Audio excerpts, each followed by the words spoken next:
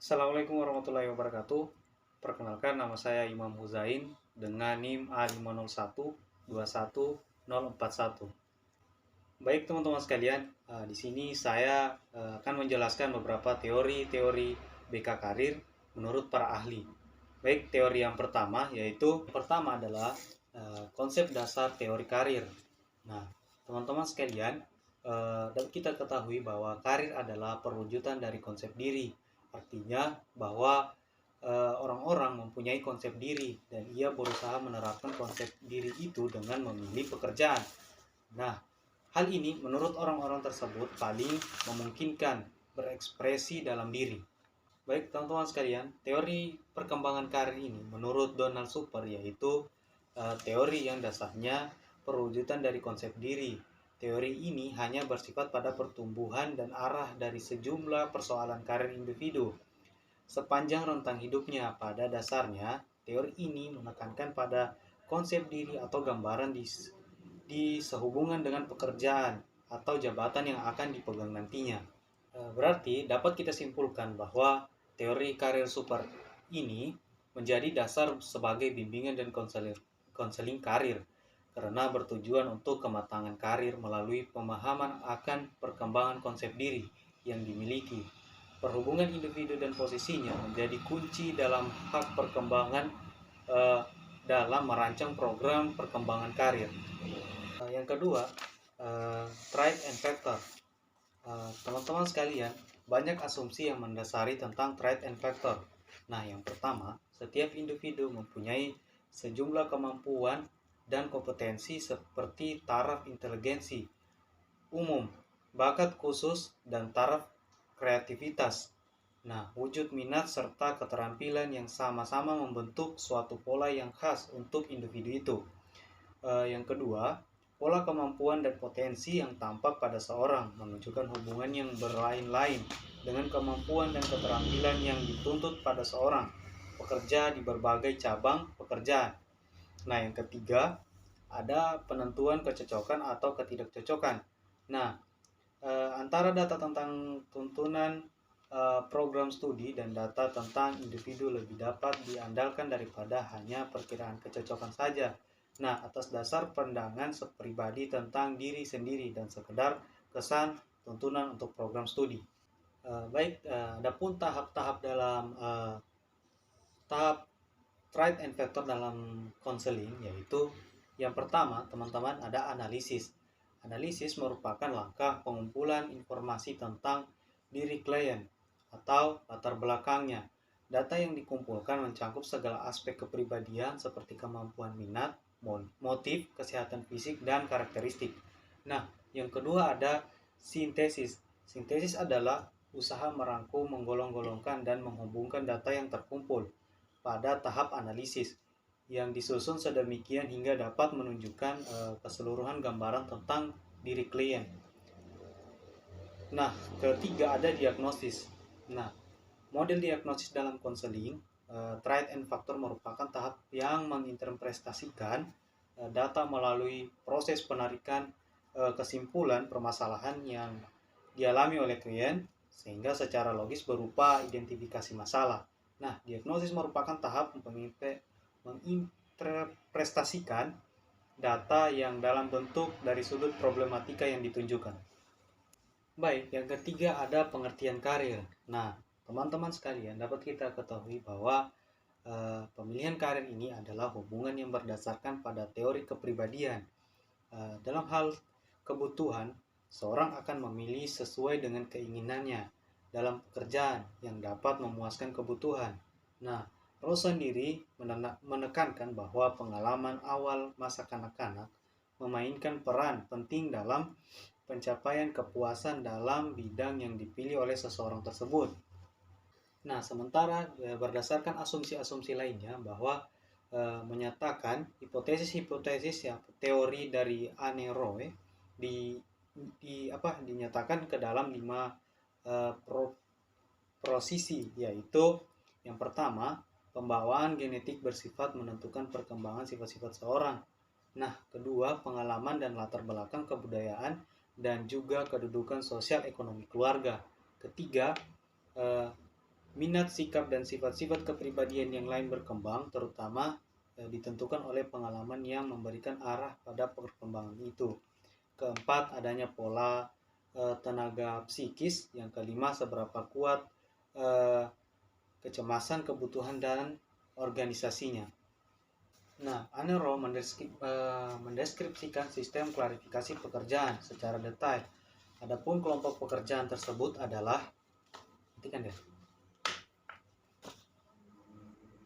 Satu, dua, nih. Nah, yang pertama ada pelayanan atau biasa sering kita ketahui dengan servis atau sering kita kenal dengan servis. Nah, seperti contohnya itu ada psikologis klinis, ada pekerjaan sosial, ada konselor karir, ada perawat, dan pelayanan dan pembantu. Kemudian kontak bisnis atau yang biasa kita kenal pekerjaan-pekerjaan yang termasuk di dalamnya humas, yang biasanya itu yang sering kita lihat seperti sales mobil, sales asuransi, dan sales konvensional. Kemudian yang ketiga ada organisasi.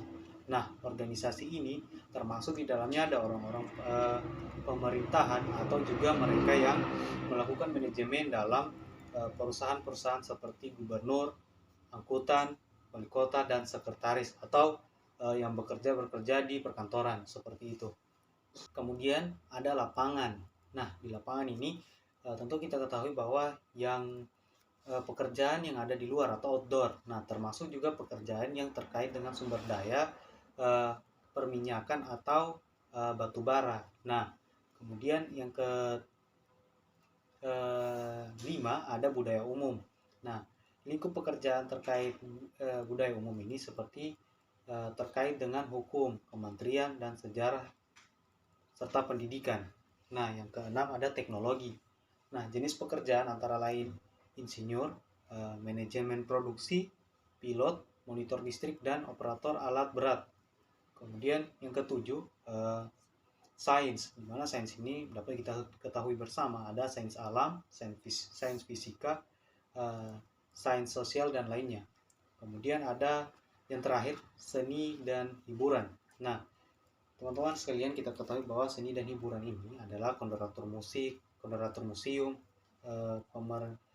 pemerhati musik, dan desainer interior, dan pesepak bola, dan pemegang atau penata panggung. Nah, selanjutnya ada teori Krumboltz. Nah, teori Krumboltz ini adalah dapat diartikan sebagai karir adalah suatu yang sangat urgen dalam kehidupan seorang individu. Nah, karir diciptakan dan dikembangkan oleh individu sepanjang rentang kehidupannya. Bahkan ketika seorang individu berada pada masa anak usia dini, dia sudah mulai mengeksplorasi jenis-jenis profesi yang mungkin ia akan masuki. Nah, karir ini diartikan sebagai urutan posisi pekerjaan yang utama diduduki oleh seorang sejak remaja sampai pensiun. Nah, selama rentang kehidupan, apabila seorang individu dapat menduduki sebuah posisi yang sangat bagus di sebuah lembaga atau instansi, maka bagi masyarakat akan mengatakan bahwa ia berhasil dalam berkarir. Nah, dalam teori ini banyak juga para ahli menyatakan bahwa karir adalah pekerjaan atau jabatan yang ditekuni dan diyakini sebagai panggilan hidup yang meresapi seluruh alam, pikiran, dan perasaan seseorang serta mewarnai gaya hidupnya.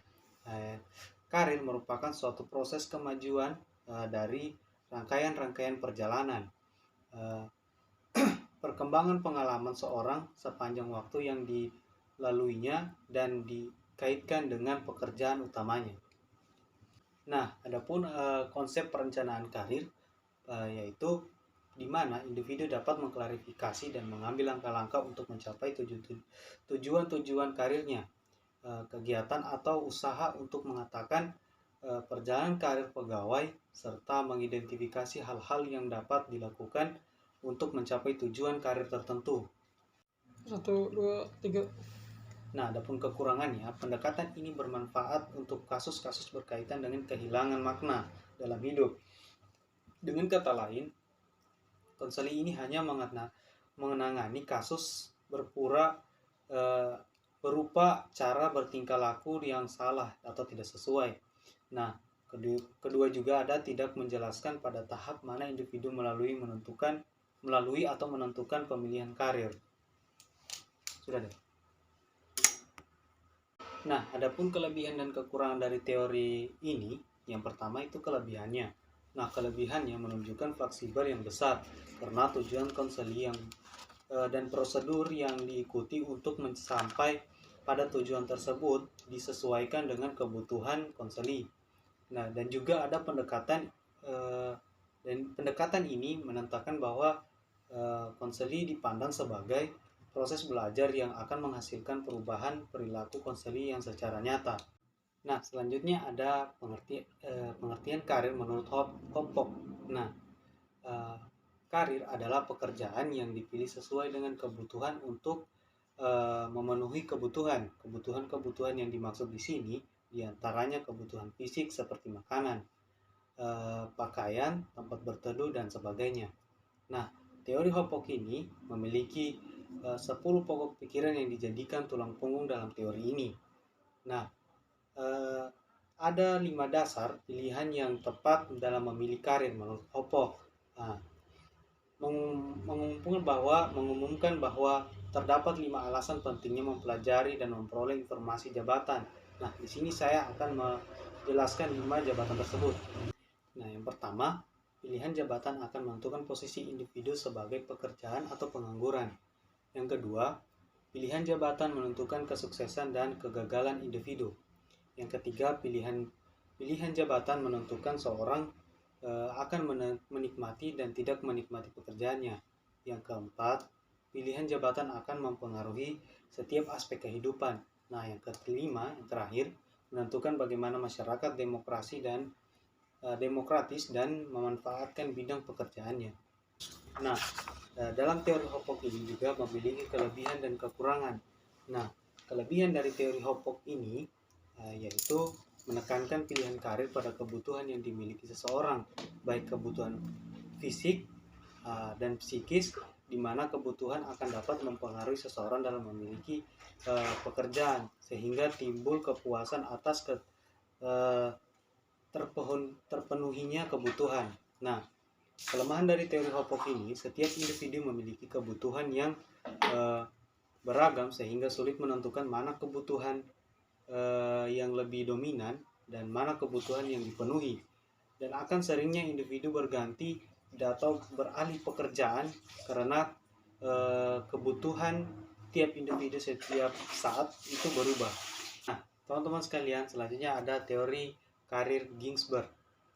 Teori karir menurut pandangan Ginsberg ini, teori ini menggambarkan pemahaman tentang perkembangan karir sebagai suatu proses seumur hidup yang akan dimulai sejak dini. Saat masa kanak-kanak, hal ini akan membantu konselor mulai dari tingkat sekolah dasar hingga tingkat sekolah yang paling tinggi untuk dapat memberikan pemahaman tentang jalur karir Ginsberg ini dan aspirasinya kepada para siswa yang masih memiliki kesadaran karir yang rendah.